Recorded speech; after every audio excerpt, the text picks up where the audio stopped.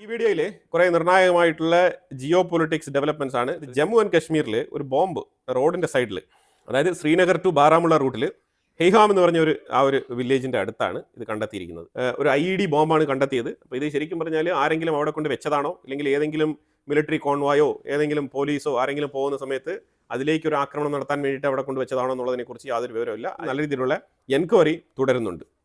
ഇത് number 1 matter. ഇനി അടുത്ത് ബംഗ്ലാദേശിന്റെ ഉള്ളിൽ നമ്മൾ ഈ ആസാദ് കശ്മീർ എന്ന് പറഞ്ഞ ആ ഒരു സ്ലോഗൻ പണ്ട് തൊട്ടേ നമ്മൾ കേട്ടിട്ടുണ്ട് അല്ലേ. അതായത് ഈ ജമ്മു കശ്മീരിന്റെ ഭാഗത്ത് ഇപ്പം നമ്മൾ ഈ ഒരു ഇന്ത്യ പാകിസ്ഥാൻ ബോർഡറിന്റെ തൊട്ടടുത്ത് തന്നെ ആസാദ് കശ്മീർ എന്ന് പറഞ്ഞൊരു പ്രൊവിൻസ് ഉണ്ട്. ശരിക്കും അവർ വിളിക്കുന്നതാണ്.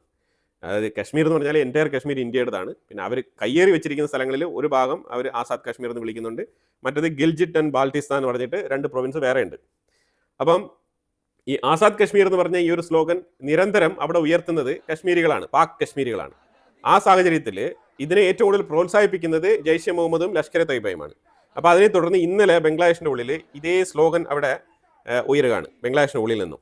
അതാണ് നിങ്ങൾ മനസ്സിലാക്കേണ്ടത്. ഞാനവിടെ വെക്കുന്നുണ്ട്, ചെറുതായിട്ട് നിങ്ങളൊന്ന് കേട്ടോളൂ. ഫുള്ള് നമുക്ക് ഇങ്ങനെ കേൾപ്പിക്കാൻ പറ്റത്തില്ല, അതൊരു ലെങ്തി ആയിട്ടുള്ള വീഡിയോ ആണ്. വീഡിയോ സൈഡിൽ ഞാൻ വെച്ചേക്കാം. ഇവർ അലറി വിളിക്കുകയാണ്.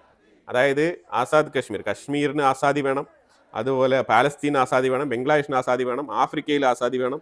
അതായത് എല്ലാ സ്ഥലത്തും, അതായത് ഇവർക്ക് ഈ മുസ്ലിമുകൾക്ക് സെപ്പറേറ്റ് ആയിട്ട് സ്ഥലം കൊടുക്കണം. ഇതാണ് ഇവരുടെ ഈ ആസാദി എന്ന് പറഞ്ഞ കോൺസെപ്റ്റ്. മനസ്സിലായോ? അതായത് ഇസ്ലാം ഞങ്ങൾ നിങ്ങളെക്കാളും കുറച്ച് വ്യത്യസ്തമായിട്ടുള്ള ആൾക്കാരാണ്. അത് വേണമെങ്കിൽ കാറ്റഗറിക്കലി എബോ അല്ലെങ്കിൽ കാറ്റഗറിക്കലി ബിലോ എന്ന് വേണമെങ്കിൽ നിങ്ങൾക്ക് രേഖപ്പെടുത്താം. നിങ്ങൾ എങ്ങനെയാണോ അതിനെ കാണുന്നത് എന്നുള്ള രീതിയിൽ. ഞാൻ മൊത്തത്തിൽ എല്ലാവരെയും മനുഷ്യന്മാരായിട്ട് തന്നെയാണ് കാണുന്നത്. പക്ഷേ അവരുടെ കാഴ്ചപ്പാട് മറ്റുള്ളവരൊക്കെ എന്തോ സത്യദൈവ വിശ്വാസികളല്ല എന്നുള്ള നിലയിൽ അവരെയൊക്കെ മാറ്റി നിർത്തിക്കൊണ്ട് നിങ്ങളോടൊപ്പം ചേർന്ന് പോകേണ്ട ആൾക്കാരല്ല ഞങ്ങൾ എന്നുള്ള നിലയിൽ ഇവർ ആസാദി വിളിക്കുകയാണ്. ആസാദി എന്ന് പറഞ്ഞ് വിളിയോട് വിളിയാണ്, കൊല വിളിക്കുകയാണ്. വിളിച്ചിട്ട് ഇവർ തക്ബീറൊക്കെ മുഴക്കിക്കൊണ്ട് അവിടെ നിൽക്കുന്ന ഒരു സാഹചര്യമാണ്. ഒരു ഫുൾ നൈറ്റ് സ്ലോഗൻ, അതാണ് ഇവർ പ്രതിഷേധങ്ങൾ പല സ്ഥലങ്ങളിൽ ഇവർ നടത്തുന്നുണ്ട്. ഇപ്പം നിലവിൽ റീസെൻ്റ് ആയിട്ട് ഡെവലപ്പായി വരുന്ന ഒരു പൊളിറ്റിക്കൽ അജണ്ടയുടെ ഭാഗമായിട്ടാണ് ഇപ്പം ഇങ്ങനെ ആസാദി വിളി. ഇതെന്തുകൊണ്ടാണെന്ന് പറഞ്ഞാൽ ഞാൻ ഇതിനു മുമ്പുള്ള വീഡിയോയിൽ ഞാൻ പറഞ്ഞിട്ടുണ്ട്. അതായത് ഇന്ത്യക്കുള്ളിൽ കടന്നു കയറി വന്നിട്ട് ഡൽഹി മാതൃകയിലുള്ള ആക്രമണങ്ങൾ നടത്താൻ വേണ്ടിയിട്ടുള്ള തന്ത്രങ്ങൾ മെനയുകയാണ് ബംഗ്ലാദേശിൻ്റെ ഉള്ളിൽ. അത് ഇന്ത്യയുടെ ഇന്റലിജൻസ് തന്നെയാണ് ഈ റിപ്പോർട്ട് പുറത്തുവിട്ടിരിക്കുന്നത്. പക്ഷേ ഇതിനെ പ്രതിരോധിക്കാനുള്ള സംവിധാനങ്ങളൊക്കെ ഇന്ത്യ എടുക്കുന്നുണ്ടാവും എന്ന് ഞാൻ പ്രതീക്ഷിക്കുന്നുണ്ട്. അത് മാത്രമേ നമുക്ക് പറയാൻ പറ്റുള്ളൂ. അപ്പോൾ ഇതാണ് നിലവിലെ സാഹചര്യം. അപ്പോൾ അതുകൊണ്ട് ആസാദി മുറവിളികൾ ഉയരുകയാണ് ബംഗ്ലാദേശിൻ്റെ ഉള്ളിൽ നിന്നും. ഇത് യൂഷ്വലി POKയുടെ ഭാഗത്തു നിന്നാണ് ഇങ്ങനത്തെ മുറവിളികൾ സാധാരണ ഗതിയിൽ ഉയരുന്നത്. അപ്പം അവിടുത്തെ വിളി ഇപ്പം കുറഞ്ഞു. ഇപ്പം ആ വിളി നേരെ ഇവിടെ ഇപ്പുറത്തെ സൈഡിൽ വന്നിരിക്കുകയാണ്. അതാണ് മനസ്സിലാക്കേണ്ടത്. അപ്പോൾ ഈ ആസാദി വിളിയുടെ ഗുണം എന്താണെന്ന് പറഞ്ഞാൽ, നമ്മളുടെ കയ്യിൽ നിന്നും 1 ടൺ അരി ബസ്മതി റൈസ് നമ്മൾ കൊടുത്തുകൊണ്ടിരുന്നത്, ബംഗ്ലാദേശിന് കൊടുത്തുകൊണ്ടിരുന്ന വില $355 US, 1 ടൺ അരിക്ക്. പക്ഷെ അതേസമയം ഇപ്പോൾ പാകിസ്ഥാൻ്റെ പക്കൽ നിന്നും അവർ ബസ്മതി റൈസ് വാങ്ങിക്കുന്നത് $395. വില വ്യത്യാസം മനസ്സിലായല്ലോ. എന്നാലും അവർക്ക് പാകിസ്ഥാൻ്റെ അരി മതി, അവർക്ക് ഇന്ത്യയുടെ അരി വേണ്ട. മനസ്സിലായല്ലോ? കാഫറിൻ്റെ അരി വേണ്ട, അവർക്ക് ഇവരുടെ കൂട്ടരുടെ അരി മതി. അതിന് 45-50 രൂപ കൂടുതൽ കൊടുക്കേണ്ടി വന്നാൽ അവർക്ക് കുഴപ്പമില്ല. അതാണ് മനസ്സിലാക്കേണ്ടത്. ഇപ്പോൾ ബംഗ്ലാദേശിൻ്റെ ഇപ്പോഴത്തെ നിലപാടാണ് ഞാൻ ഈ അരിയിലൂടെ വ്യക്തമാക്കിയത്. ആസിം മുനീറിനെതിരെ, അതായത് ഇസ്ലാമിക രാജ്യങ്ങളുടെ ലോക നേതാവായിട്ടുള്ള ആസിം മുനീറിൻ്റെ, ഗാസയുടെ അപ്കമിങ് രക്ഷകനായിട്ടുള്ള അസിം മുനീറിൻ്റെ സ്റ്റേറ്റ്മെൻറ്റുകളെ, വാദങ്ങളെ ഗണ്ണിച്ചുകൊണ്ട് അതിനെതിരെ ആസിഫ് അലി സർദാരി, ആ രാജ്യത്തിൻ്റെ പ്രസിഡന്റ്, അയാൾ രംഗത്ത് വന്നിരിക്കുകയാണ്. അയാളിപ്പോൾ പറഞ്ഞിരിക്കുന്നത് വേറൊന്നുമല്ല, ഈ അസീം മുനീർ ഇന്ത്യ ഓപ്പറേഷൻ സിന്ദൂർ നടത്തുന്ന സമയത്ത് ഏതാണ്ട് 36 മണിക്കൂറിൻ്റെ ഉള്ളിൽ ചറപറ ഡ്രോൺ ആക്രമണങ്ങളൊക്കെ ഇന്ത്യ പാകിസ്ഥാൻ്റെ ഉള്ളിൽ നടത്തിയിരുന്നു. പല നിർണായക മേഖലകളിലും ആക്രമണങ്ങൾ നടത്തിയിരുന്നു. എന്നിട്ടും അസീം മുനീറിന് ഒന്നും തന്നെ ചെയ്യാൻ സാധിച്ചില്ല. അസീം മുനീർ ബങ്കറിൽ ഒളിച്ചിരിക്കുമായിരുന്നു എന്നുള്ള സ്റ്റേറ്റ്മെന്റ് ആണ് പുള്ളിക്കാരൻ പബ്ലിക്കായിട്ട് ഇന്ന് പറഞ്ഞിരിക്കുന്നത്. ഇത് ആസിഫ് അലി സർദാരി മാത്രമല്ല കേട്ടോ, ഇത് ശരിക്കും പറഞ്ഞാൽ ഇഷാഖ് ദർ എന്ന് പറഞ്ഞ അവിടുത്തെ ഡെപ്യൂട്ടി പ്രൈം മിനിസ്റ്ററും കൂടി ഈ സ്റ്റേറ്റ്മെന്റ് പറഞ്ഞിട്ടുണ്ട്. കാരണം ഇപ്പം ഈ ഭരണകക്ഷിക്കും പൊളിറ്റീഷ്യൻസ് ആയിട്ട് വന്ന് അവിടെ പൊസിഷനിൽ ഇരിക്കുന്ന ആൾക്കാർക്കും ഈ ആർമി യൂണിറ്റിനും അവിടെ ഇന്റർണലി ഒരു റൈവൽറി ഉണ്ട്. അതാണ് മനസ്സിലാക്കേണ്ടത്. ഇതിനിടയ്ക്ക് ഖൈബർ പഖ്തൂൺവ എന്ന് പറഞ്ഞ ആ ഒരു മേഖല സെപ്പറേറ്റ് സ്റ്റേറ്റ് ആവാനുള്ള സാധ്യത വളരെ കൂടുതലാണ്. കാരണം ആ സ്റ്റേറ്റ് ഭരിക്കുന്ന ആ CM-നെതിരെ കടുത്ത നടപടിക്രമങ്ങളാണ് ഈ ഭരണകൂടം ഇപ്പോൾ സ്വീകരിക്കുന്നത്. പാകിസ്ഥാന്റെ ഭരണകൂടം, പ്രത്യേകിച്ച് അസീം മുനീറിന്റെ ഭരണകൂടം സ്വീകരിക്കുന്നത്. ഒരു പക്ഷേ ഇമ്രാൻഖാനെ പോലെ ഈ സൊഹൈൽ അഫ്രിദി എന്ന് പറഞ്ഞ ഈ ഒരു chief minister, Khyber Pakhtunkhwa പ്രൊവിൻസിന്റെ chief മിനിസ്റ്ററും കൂടി ജയിലിലേക്ക് പോകാനുള്ള സാധ്യത വളരെ കൂടുതലാണ്, തള്ളിക്കളയാനാവില്ല. കാരണം അയാൾ പുറത്തുണ്ടെങ്കിൽ ഖൈബർ പഖ്തൂൺവ എന്ന് പറഞ്ഞ വേറൊരു രാജ്യം ഉണ്ടാവാനുള്ള സാധ്യതയുണ്ട്. അതാണ് ഇപ്പോൾ നിലവിൽ മനസ്സിലാക്കാൻ പറ്റുന്നത്. സിറ്റുവേഷൻസ് അങ്ങനെയാണ് ഡെവലപ്പ് ആകുന്നത്. തായ്വാന്റെ opposite party leader ചെങ് Lee Wang എന്നാണ് അവരുടെ പേര്. അപ്പോൾ ഇവർ ഒരു പ്രഖ്യാപനം വേറെ ഒന്നുമല്ല, അമേരിക്കയ്ക്ക് കൊടുക്കുന്ന ഒരു മറുപടി പോലെയാണ് ഇത് നമുക്ക് നോക്കിക്കാണാൻ കഴിയുന്നത്. കാരണം വേറെ ഒന്നുകൊണ്ടല്ല, തൈവാന്റെ മേലിൽ ചൈന ഏതെങ്കിലും തരത്തിൽ എന്തെങ്കിലുമൊക്കെ ചെറുതായിട്ടൊന്ന് വിരലനക്കിയാൽ പോലും അമേരിക്ക ഉടനെ പ്രസ്താവനയുമായിട്ട് മുന്നോട്ട് വരാൻ കാത്തിരിക്കുന്ന ഒരു സാഹചര്യമാണ് ഇപ്പോൾ നിലവിൽ. ചൈനയ്ക്കെതിരെ എന്തെങ്കിലും കിട്ടുമോ എന്നുള്ളത് നോക്കിയിരിക്കുകയാണ് അമേരിക്ക. ആ സാഹചര്യത്തിലാണ് തൈവാന്റെ ഉള്ളിൽ നിന്നും ചൈനയ്ക്ക് അനുകൂലമായിട്ടുള്ള ഒരു പ്രസ്താവന. ഈ ലീ വാങ് പറഞ്ഞിരിക്കുന്നത് ഇവർ ചൈനയുമായിട്ട്, അതായത് ചൈനീസ് സർക്കാരുമായിട്ട് പോയി സംസാരിച്ച് ഒരു നെഗോസിയേഷനിൽ, അതായത് ചൈനീസ് സർക്കാരുമായിട്ട് പോയി ഒരു നെഗോസിയേഷൻ ചെയ്ത് ചർച്ച നടത്തി ചൈനയ്ക്കും തായ്വാനും ഇടയിലുള്ള പ്രശ്നങ്ങൾ പരിഹരിക്കാൻ തയ്യാറാണ് എന്നുള്ള സ്റ്റേറ്റ്മെന്റ് ആണ് ഇവർ പറഞ്ഞിരിക്കുന്നത്. ഇത് വളരെ വലിയൊരു സ്റ്റേറ്റ്മെന്റ് ആണ്. അതായത് ഈ കഴിഞ്ഞ 10-20 വർഷം, 2 ഡെക്കേഡ് കൊണ്ട് നമ്മൾ നോക്കുകയാണെന്നുണ്ടെങ്കിൽ വളരെ റിമാർക്കബിൾ ആയിട്ടുള്ള ഒരു പോസിറ്റീവ് ആറ്റിറ്റ്യൂഡുള്ള ഒരു സ്റ്റേറ്റ്മെന്റ് ആണ്. ഒരു പരിധിവരെ ഞാനത് അംഗീകരിക്കുന്നുണ്ട്. ശരിക്കും ആരാണോ പ്രശ്നക്കാർ, ആ പ്രശ്നക്കാരുമായിട്ട് നേരിട്ട് സംസാരിച്ച് എന്തൊക്കെയാണ് തമ്മിലുള്ള പ്രശ്നങ്ങളുള്ളത് ഒരു പരിധിവരെ പറഞ്ഞ് അവസാനിപ്പിക്കുന്നതാണ് നല്ലത്. കാരണം അമേരിക്കയുടെ കളി എപ്പോഴും മിഡിലിൽ മീൻപിടുത്തം നടത്തുക എന്നുള്ളതാണ്. അപ്പോൾ അതുകൊണ്ട് അത് ഒഴിവാക്കാൻ ഈ ലേഡി പറഞ്ഞ ഒരു മാർഗം വളരെ വളരെ നല്ലൊരു മാർഗമാണെന്നാണ് എൻ്റെ ഒരു അഭിപ്രായം. തൈവാന്റെ ഇപ്പോഴത്തെ നിലവിലെ റൂളിംഗ് പാർട്ടി ഇവർക്കെതിരെ ഓൾറെഡി തന്നെ പ്രസ്താവന പുറപ്പെടുവിച്ച് കഴിഞ്ഞു. അവർ മണ്ടത്തരം പറയുന്നതാണെന്നുള്ള രീതിയിലുള്ള പ്രസ്താവനയാണ് അവിടെ വന്നിരിക്കുന്നത്. കാരണം നിലവിലെ ഭരിച്ചുകൊണ്ടിരിക്കുന്ന ആൾക്കാർക്ക് അമേരിക്ക എതിർത്തുകൊണ്ട് അങ്ങനെ നിലപാടെടുക്കാൻ പറ്റില്ല. അതാണ് നമ്മൾ മനസ്സിലാക്കേണ്ടത്. അപ്പോൾ എന്തായാലും ഇവർ സീംസ് ടു ബി ഇവർ ഓപ്പോസിറ്റ് പാർട്ടി ആയ സ്ഥിതിക്ക് നിലവിൽ വലിയ പ്രശ്നങ്ങളൊന്നുമില്ല. ചൈനയും അതിനെ വലിയ രീതിയിൽ പ്രതീക്ഷിക്കുന്നില്ല. പക്ഷേ ഓപ്പോസിറ്റ് പാർട്ടി എന്ന് പറയുന്നത് ചെറിയ വിഷയമല്ല. അടുത്ത ഇലക്ഷനിൽ ഇവർക്ക് എങ്ങാനും മെജോറിറ്റി കിട്ടി ഇവർ വിജയിക്കുന്നുവെങ്കിൽ, ഇവരുടെ ഒരു പോപ്പുലാരിറ്റി വർദ്ധിക്കുന്നുവെങ്കിൽ അമേരിക്ക കുറച്ച് വിയർക്കും. അതാണ് മനസ്സിലാക്കേണ്ടത്.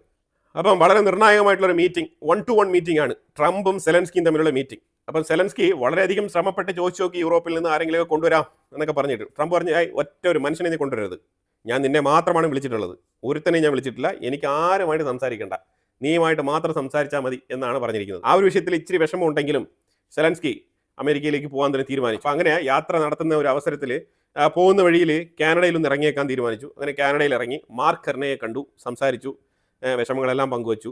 കണ്ടോ, തുരുതര ആക്രമണമാണ്, റഷ്യ ആണെങ്കിൽ തലങ്ങും വിലങ്ങ് അറ്റാക്ക് ചെയ്തുകൊണ്ടിരിക്കുകയാണ്, ഞങ്ങൾ വളരെ വിഷമത്തിലാണ് എന്നുള്ള നിലയിലാണ് സെലൻസ്കി ദുഃഖം പങ്കുവച്ചത്.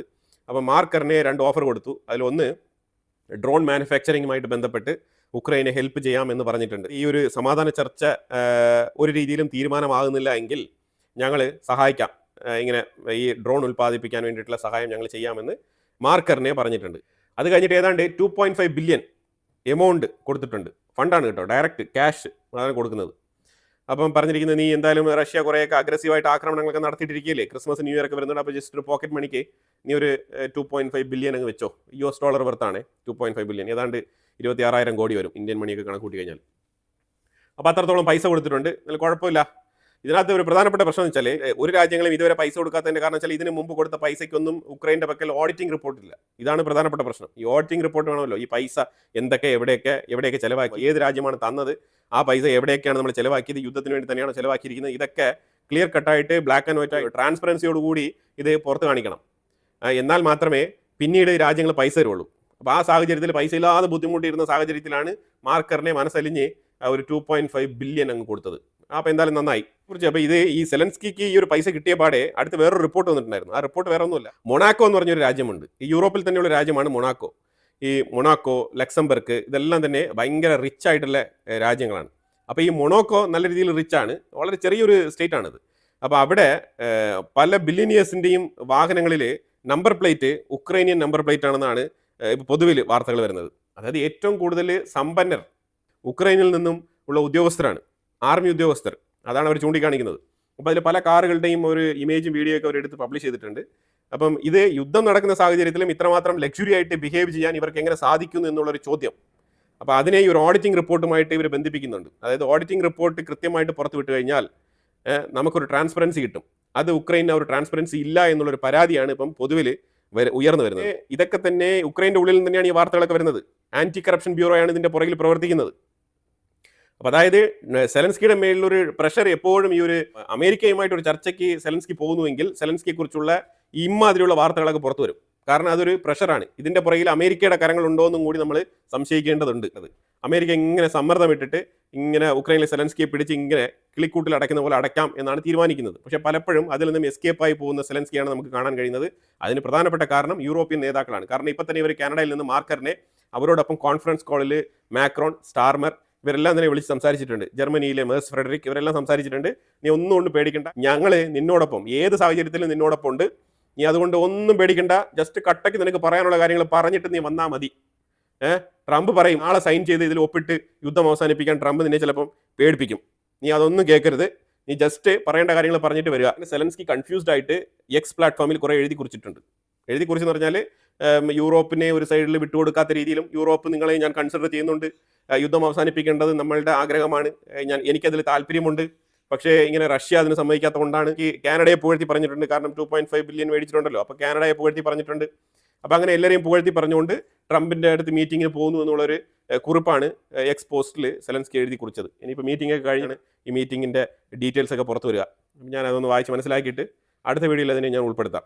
റഷ്യ മാസമായിട്ടുള്ള സ്റ്റേറ്റ്മെന്റ്, അതായത് ഉക്രൈനിലെ സെലൻസ്കിയുടെ ഈ സന്ദർശനത്തിൽ ഇതൊരു സമാധാന കരാറിൽ ഒപ്പുവെച്ച് ഇതിനൊരു തീരുമാനമാകുന്നില്ല എന്നുണ്ടെങ്കിൽ ഞങ്ങൾ സ്പെഷ്യൽ മിലിറ്ററി ഓപ്പറേഷൻസിലൂടെ ആ വിഷയം ഞങ്ങൾ ഹാൻഡിൽ ചെയ്യും എന്നാണ് പറഞ്ഞിരിക്കുന്നത്. അതായത് തീവ്രമായ നിലയിൽ, അതിരൂക്ഷമായ നിലയിലുള്ള ആക്രമണങ്ങൾ ഉക്രൈൻ്റെ ഉള്ളിലേക്ക് അയച്ചുവിടും എന്നാണ് റഷ്യ പറഞ്ഞിരിക്കുന്നത്. ട്രംപ് പലതരത്തിൽ മെക്സിക്കോയുമായിട്ട് ഭയങ്കരമായിട്ടുള്ള സ്റ്റേറ്റ്മെന്റുകളൊക്കെ പണ്ട് തൊട്ടേ 2017-20 ഭരിക്കുമ്പോൾ തന്നെ ഈ മെക്സിക്കോയുടെ വിഷയം വല്ലാത്ത രീതിയിൽ അന്ന് ഇലക്ഷനിൽ വരെ ചർച്ച ചെയ്യപ്പെട്ടതാണ്. മെക്സിക്കോയുമായിട്ട് ഞാൻ വലിയ വൻ മതിൽ ഉയർത്താൻ പോകുന്നൊക്കെ പറഞ്ഞിട്ട്. അപ്പം അങ്ങനെ അവിടെ മതിൽ പണിതിട്ടുണ്ട്, കമ്പി കൊണ്ടാണ് മതിൽ പണിതിരിക്കുന്നത്. അപ്പം നിലവിൽ പല സ്ഥലങ്ങളിലും ഈ കമ്പി മതിലുകൾ വെൽഡിങ് കൊണ്ട് മുറിച്ച് മാറ്റപ്പെട്ടിട്ടുണ്ട്, അത് മുറിച്ച് വെച്ചിരിക്കുകയാണ്. അപ്പോൾ ആർക്ക് വേണമെങ്കിലും തുറന്നിട്ട് മെക്സിക്കോയിലോട്ട് പോകാം, മെക്സിക്കോയിൽ ഇരുന്നുള്ള ആൾക്കാർക്ക് ആ കഥവ് തുറന്നിട്ട് ഇങ്ങോട്ട് വരാം. അവിടെ ഒരു സെക്യൂരിറ്റി ഇല്ല, സർവൈലൻസും ഇല്ല. ഇതാണ് മനസ്സിലാക്കേണ്ടത്. അപ്പോൾ അങ്ങനെ ഒരു ഏരിയ സോഷ്യൽ മീഡിയയിൽ ആരോ വീഡിയോ എടുത്ത് പബ്ലിഷ് ചെയ്തിരിക്കുകയാണ്. അമേരിക്കയ്ക്കും മെക്സിക്കോയ്ക്കും ഇടയിലുള്ള ബോർഡർ എത്ര സുഖകരമാണ്, എത്ര ലളിതമാണ്, എത്ര സിമ്പിളാണെന്നാണ് പറഞ്ഞ് കാണിച്ചു തരുന്നത്. ജസ്റ്റ് തുറക്കുക, അങ്ങോട്ട് പോവുക, അത്രയേ ഉള്ളൂ. ജസ്റ്റ് തുറക്കുക, ഇങ്ങോട്ട് വരിക. അപ്പോൾ ഇതിനൊക്കെ ഏജന്റുമാരുണ്ടാവും. അമേരിക്കയുടെ ഉള്ളിലും ഏജന്റുമാരുണ്ട്, അതേപോലെ തന്നെ മെക്സിക്കോയുടെ ഉള്ളിലും ഏജന്റുമാരുണ്ട്. പൈസ കൊടുത്തു കഴിഞ്ഞാൽ അവർ രഹസ്യമായിട്ട് നിങ്ങളെ കയറ്റി വിടും. ഈ ബോർഡറിന്റെ ഗേറ്റ് തുറന്ന് അകത്തോട്ട് കയറുമ്പോൾ നിങ്ങൾ സൂക്ഷിക്കണം. ആ സമയത്താണ് വെടിയുണ്ടകൾ വരാനുള്ള സാധ്യതയുള്ളത്.